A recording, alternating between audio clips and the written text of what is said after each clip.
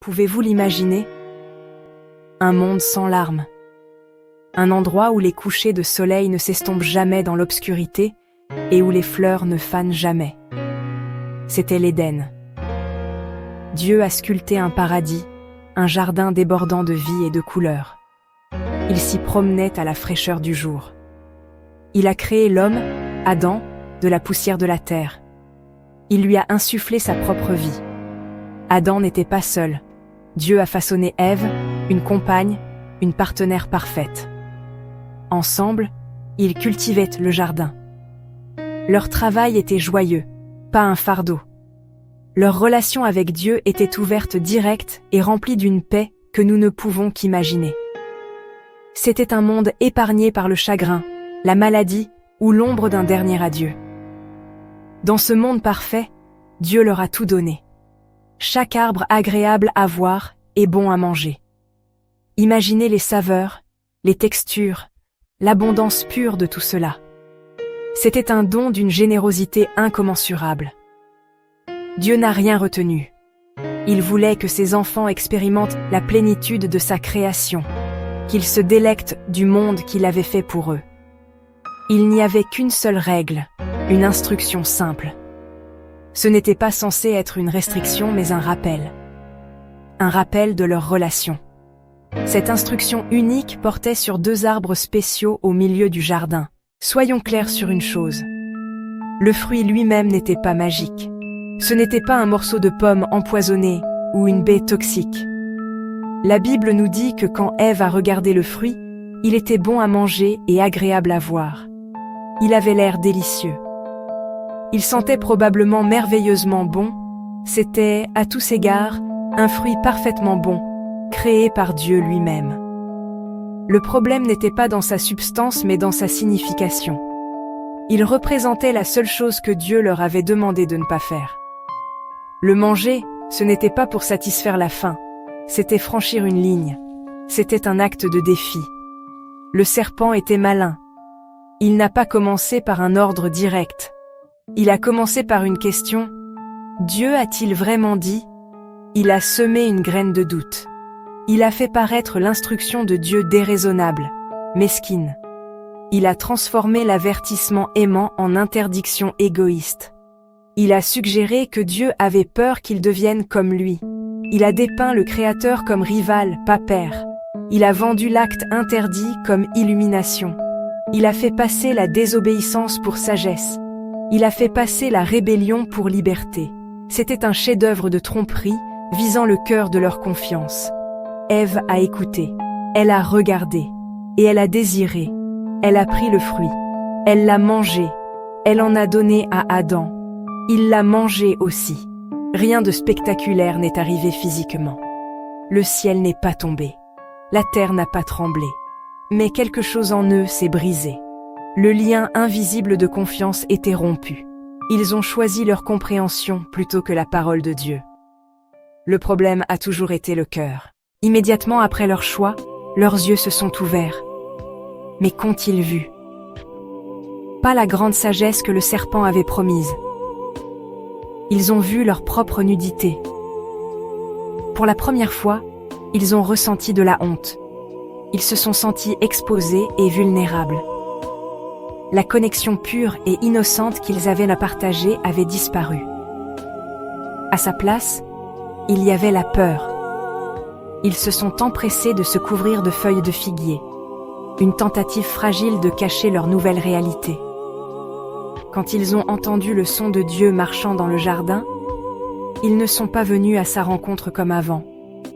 Ils se sont cachés. La relation était brisée. Cette nouvelle connaissance du bien et du mal n'était pas un don. C'était un fardeau terrible. Avant, ils n'avaient connu que le bien. Maintenant, ils connaissaient le mal parce qu'ils y avaient participé. Ils connaissaient la culpabilité. Ils connaissaient le blâme. Adam pointa du doigt Ève. Ève pointa le serpent. Ils connaissaient la souffrance. Dieu expliqua les conséquences douloureuses qui entreraient désormais dans leur vie. La douleur dans l'accouchement, le labeur et la sueur dans leur travail. La terre elle-même leur résisterait. produisant des épines et des chardons. La vie ne serait plus une joie sans faille, mais une lutte. C'était le monde qu'ils avaient choisi. C'est l'origine de toute souffrance humaine.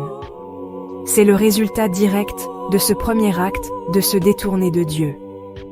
Chaque guerre, chaque maladie, chaque cœur brisé peut retracer ses racines jusqu'à ce moment dans le jardin.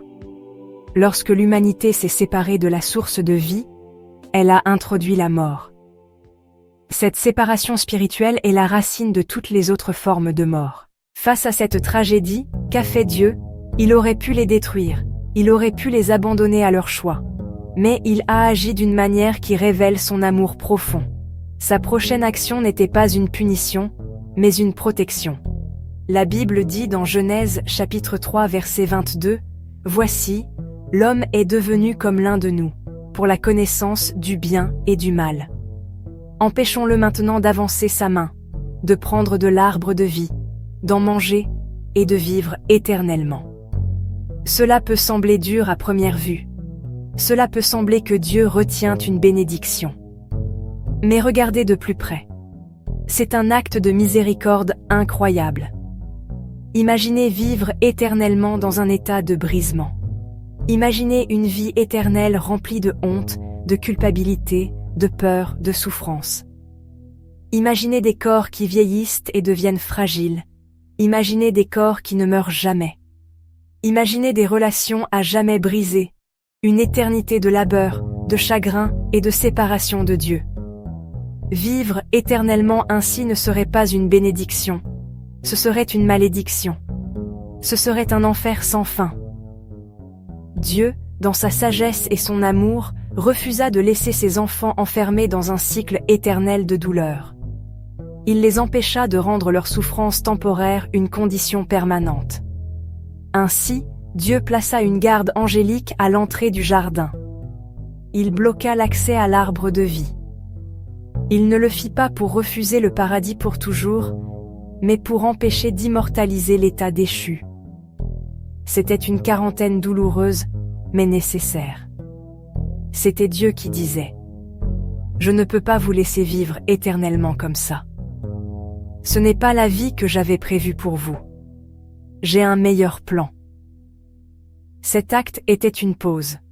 C'était une promesse que cet état brisé n'était pas la fin de l'histoire. C'était une barrière miséricordieuse qui empêchait une mauvaise situation de devenir infiniment pire. Cette décision révèle le cœur de Dieu. Même au milieu du jugement, ses motivations sont enracinées dans l'amour. Il a vu l'avenir de l'humanité, une longue route de douleur, et il y a mis une limite. Il a veillé à ce que la mort physique soit la fin de la souffrance terrestre causée par le péché. Ce n'était pas la solution finale, mais c'était une étape cruciale, afin que, en son temps parfait, il ouvre une autre. Dieu n'a pas laissé l'humanité dans son état désespéré. Au moment même où il annonçait les conséquences du péché, il chuchotait aussi la première promesse d'un plan de sauvetage. Il a parlé d'une future descendance qui écraserait la tête du serpent. Ce fut la première lueur de l'Évangile, la bonne nouvelle. Un plan était déjà en marche, un plan pour construire un pont vers la vie perdue. Ce plan n'était pas de faire que l'humanité monte vers Dieu. Il s'agissait de Dieu venant à l'humanité. Une mission de sauvetage née d'un amour inconditionnel. Il ne nous laisserait pas orphelins. La pièce maîtresse, son Fils, Jésus-Christ. Dieu ferait l'impensable. Il enverrait une partie de lui-même dans notre monde brisé. Jésus, le Fils de Dieu, quitterait la perfection du ciel et prendrait chair humaine.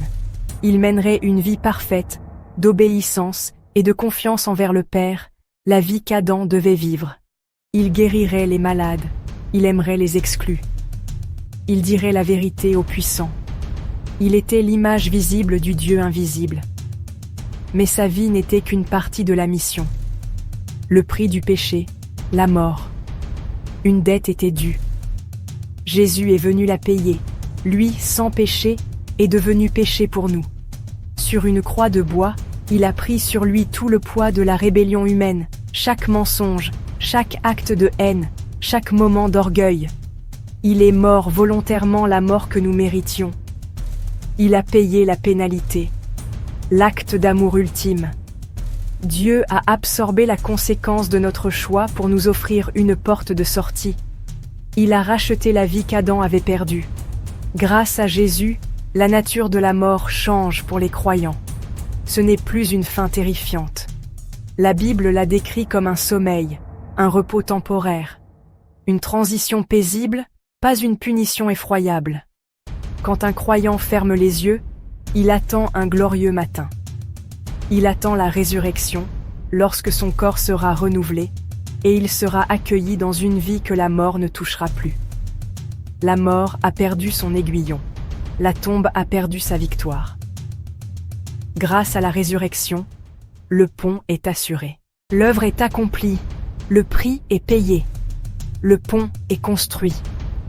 Par la vie, la mort, la résurrection de Jésus-Christ, Dieu a rouvert le chemin vers l'arbre de vie. Il offre la vie éternelle, non pas comme quelque chose que nous pouvons gagner, mais comme un don gratuit. C'est un don de grâce, offert à chaque personne. Le chemin qui était bloqué par un ange est maintenant ouvert par la croix du Christ. Dieu tend ses mains et nous offre un pardon complet, une nouvelle page. La promesse d'un avenir plus merveilleux que nous ne pouvons l'imaginer. Un avenir où il n'y aura plus de larmes, plus de douleur et plus de mort. Mais comme dans le jardin, le choix nous appartient toujours. Dieu ne nous forcera pas ce don. La Bible dit « J'ai mis devant toi la vie et la mort, la bénédiction et la malédiction. » Le choix est clair. Un chemin est la voie du monde, la voie de l'autonomie. La voie qui a commencé avec ce premier acte de désobéissance. Il mène à la séparation de Dieu, qui est la mort éternelle. L'autre chemin est la voie de Jésus, un chemin de confiance et de foi. Il mène au pardon, à la réconciliation et à la vie éternelle. La foi en Jésus est la clé qui ouvre ce don. C'est simplement croire que ce que Dieu dit est vrai. C'est faire confiance que Jésus est qui il a dit qu'il était. C'est accepter que son sacrifice sur la croix était suffisant pour payer vos péchés. C'est se détourner de votre propre chemin et choisir de suivre le sien. Lorsque vous faites ce choix, votre vie commence à changer. Vivre son amour en aimant les autres. Partager ce message d'espoir. Être un phare de sa grâce. Que choisirez-vous aujourd'hui ?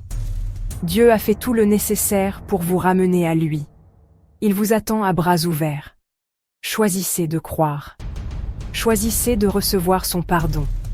Si ce message vous a touché, aimez, partagez et abonnez-vous à la chaîne.